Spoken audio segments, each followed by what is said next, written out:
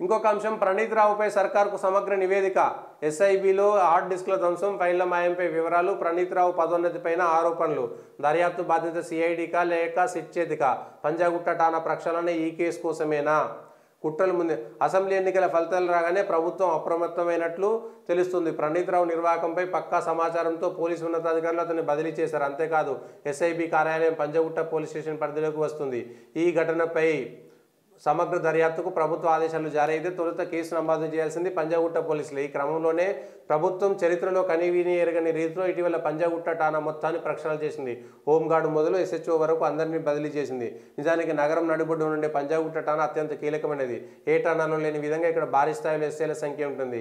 ఈ ఠాణాలో చీమ చిటుక్కుమన్న గత సర్కారు పెద్దలకు తెలిసిపోతుందని అధికారులు గుర్తించారు. ప్రణీత్ రావు కేసు వెలికి తీసే క్రమంలోనే ఠాణా మొత్తాన్ని ప్రక్షాళన చేసినట్లు స్పష్టమవుతోంది. పోలీస్ శాఖలో కూడా ఇప్పుడు ఇదే చర్చనీయాంశంగా ఉంది. ఐటీ చట్టము హార్డ్ డిస్క్ నాశనం చేసినందుకు, ప్రభుత్వ ఆస్తుల ధ్వంసంతో పాటు కుట్ర, విధుల దుర్వినియోగము, ఇతర క్రిమినల్ కేసులు, ఇంకా దేశద్రోహం కేసు కూడా వస్తుందేమో దీనికి సంబంధించినటువంటి అంశంలో. ప్రణీత్ రావు అధికారంలో ఉన్నప్పుడు అధికారంలో ఉన్నటువంటి విచక్షణ అధికారులను ప్రణీత్ రావు మర్చిపోయారా? ప్రణీత్ రావు పైన ఎవరి ఒత్తిడి ఉన్నది? అప్పుడు రిటైర్ అయినటువంటి 2-3 పోలీస్ ఆఫీసర్ల ఒత్తిడి ఉంది అనేటువంటిది ఒక అంశము.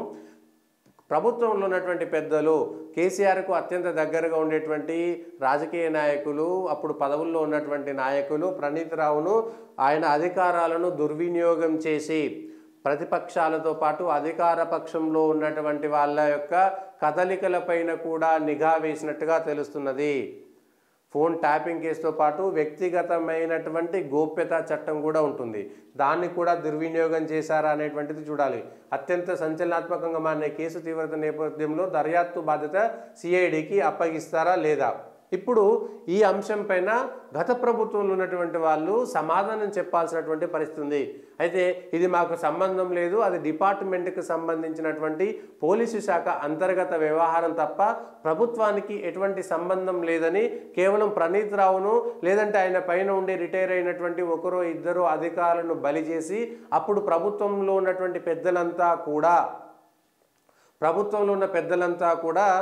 దీన్ని పక్కకు జరుపుకునేటువంటి ప్రయత్నం చేస్తారా? లేదంటే ప్రణీత్ రావు కూడా కన్ఫెస్ అయ్యి లేదు నా పైన ఒత్తిడి ఉన్నది, గత ప్రభుత్వంలో ఉన్నటువంటి పలానా అధికారులతో పాటు పలానా రాజకీయ నాయకులు కూడా నా పైన ఒత్తిడి తెచ్చారు, వాళ్ళ అవసరాల మేరకే నేను ఈ పనులు చేశాననేటువంటిది కనుక ఆయన ఒప్పుకుంటే, అప్రూవర్గా మారితే ఎవరి పరిస్థితి ఎట్లా ఉండబోతుంది?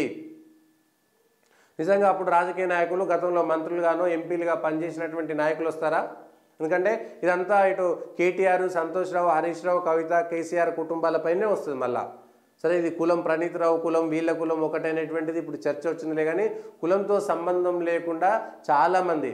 అయితే ఇది జరుగుతుంటే గతంలో డీజీపీగా పనిచేసినటువంటి వ్యక్తికి ఈ విషయాలు తెలుసా లేదా అనేటువంటిది కూడా ఒక ప్రశ్న ఇప్పుడు. ఎందుకంటే ఉన్నతాధికారులు కింద కానిస్టేబుల్, హోంగార్డుల నుంచి మధ్యలో జరుగుతున్న అనేక హైరార్కీలో డీజీపీ ఉన్నత స్థాయిలో ఉంటారు. తన శాఖలో ఏం జరుగుతుందో తనకు తెలియకుండా జరిగితే అప్పటి డీజీపీ బాధ్యత వహిస్తారా లేదా అనేది కూడా ఒక ప్రశ్న. ఇప్పుడు ఎప్పటి నుంచి ఈ ప్రణీత్ రావు ఇట్లాంటి పనులు చేశారు? ప్రణీత్ రావు కంటే ముందు ఎవరున్నారు? వాళ్ళు ఇట్లాంటి పనులే చేశారా? ఆ పోస్ట్లో ఉన్నటువంటి వాళ్ళ గత అధికారులపైన కూడా విచారణ చేయాల్సి ఉంటుంది. ప్రభుత్వ ఆదేశాల మేరకు చేశారా? వ్యక్తిగత ఆకాంక్షల మేర చేశారా? వ్యక్తిగతమైనటువంటి బంధుత్వం పేరు మీద చేశారా? లేదంటే వ్యక్తిగత లాభాల కోసం చేశారా? ఇవి చేసినప్పుడు ఈ ప్రణీత్ రావుతో పాటు ప్రణీత్ రావు పైన హైరార్కీలో ఉండేటువంటి వాళ్ళు, ఆయన డిఎస్పీ అయితే పైన ఉండే ఎస్పీఓ, ఆ పైన ఉండే ఐజీఓ, ఆ పైన ఉండే డీజీఓ, ఆ పైన ఉండే డీజీపీఓ, ఈ అధికారులందరికీ ఈ జరుగుతున్నటువంటి తతంగం తెలియదా? తెలిస్తే ఎందుకు మిన్నకుండిపోయారు? తెలియకపోతే తన శాఖలో ఏం జరుగుతుందో కూడా తెలుసుకోలేనటువంటి స్థితిలో అప్పుడున్నటువంటి ఆ పైన ఉన్నటువంటి అధికారులు ఉన్నారా? ఇవి కదా ప్రశ్నలు. ఇప్పుడు ప్రణీత్ రావు తప్పు చేస్తే ప్రణీత్ రావును బలి చేసి మిగిలిన వాళ్ళందరూ సేఫ్గా ఉంటున్నారా? ఇది కదా కావాల్సినటువంటి అంశాలు. ఒక ఇంటెలిజెన్స్కి సంబంధించి ఎస్ఐబికి సంబంధించినటువంటి దాంట్లో ఒక డిఎస్పీ స్థాయిలో ఉన్నటువంటి అధికారి చేస్తున్నటువంటి పైన ఉన్నటువంటి అధికారులకు అవగతం కాకపోతే, వాళ్ళకు ఇన్ఫర్మేషన్ లేకపోతే, వాళ్ళు సమాచారంలో లేకపోతే, కనిపెట్టలేకపోతే పైన ఉన్నటువంటి అధికారులది కూడా తప్పే కదా. పైన ఉన్నటువంటి అధికారులది కూడా తప్ప కాదా? దీనికి సంబంధించినటువంటి అంశాలను కూడా చూడాలి. ప్రభుత్వం నుంచి ఆదేశాలు రాగానే పోలీస్ శాఖ రంగంలో దిగుతుందని స్పష్టమవుతుంది. ప్రణీత్ రావు పదోన్నతి విషయంలోనూ అప్పట్లో ఉన్నతాధికారులకు ఫిర్యాదు ఉందని తాజాగా వెలుగులోకి వచ్చింది. ప్రణీత్ రావు బ్యాచ్ మొత్తంలో ఆయన ఒక్కడికే ప్రమోషన్ వచ్చిందని, నిజానికి అతను పదోన్నతికి అర్హుడు కాదని ఉన్నతాధికారి స్పష్టం చేసినట్టు తెలిసింది. సదరు ఉన్నతాధికారి సెలవుపై వెళ్లిన సమయంలో ఆగమేఘాల మీద ప్రణీత్ రావు పదోన్నతి ఫైల్ క్లియర్ అయినట్లు సమాచారము. అయితే ఎవరు చేశారు?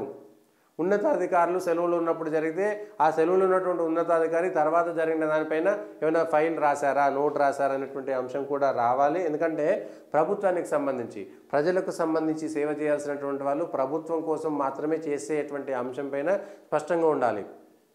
ఇదే ఆ ఉగ్రవాదుల దాడులు జరుగుతుంటే ఎవ్వరు పట్టించుకోరు, వాళ్ళకు సంబంధించినటువంటి అంశం మాత్రం ఎక్కడ క్లారిటీ రాదు. కానీ ఇట్లాంటి పిచ్చి పిచ్చి అన్నీ చేస్తారు దీనికి సంబంధించినటువంటి దాంట్లో.